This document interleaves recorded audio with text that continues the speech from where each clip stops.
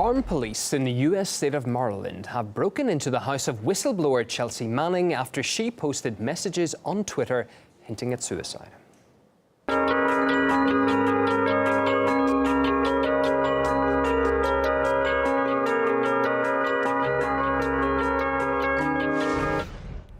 Well, RT Samira Khan joins us live now from Washington, D.C. Samira, I don't think you would find many people arguing against helping someone who appears suicidal, but should it have been armed police brandishing their weapons going into the home? That seems to be the main issue here. So it's very fishy that this happened to Chelsea Manning, and it was her home that was raided.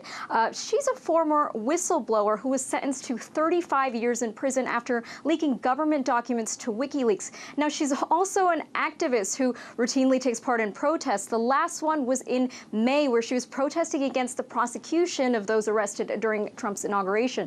And she's running for Senate. But even though she's had a history of suicide attempts, it's pretty controversial that the police broke into her house for some questionable tweets under the premise of a wellness check.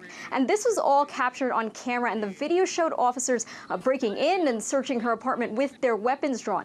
Now, Manning wasn't at home when this happened, and her friend was actually relieved when she found out she wasn't at home, saying that the raid could have resulted in Manning's death if she was at home. Now, mental experts are opposed to these so-called wellness checks, arguing that they shouldn't be done by police in the first place.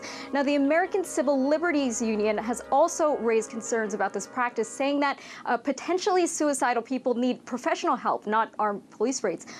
The Montgomery County Police Department, however, feel differently. At first, they questioned the authenticity of the footage, and then they defended their actions, saying that they only conducted the raid after receiving calls from, quote, concerned parties. Now, when they were asked for the need for weapons, the police captain said that the decision to draw weapons depends on the officer and the circumstances. But as for Manning, her friend says she's safe, but she's also asked to give Manning some more space. But to provide some statistics, these raids sometimes don't end very well. In 2018 alone, officers shot dead 64 people. And it's definitely suspicious that it's happened to Chelsea Manning, who's been on the government's radar for quite some time now. All right, thank you, Samira Khan, live from Washington, D.C.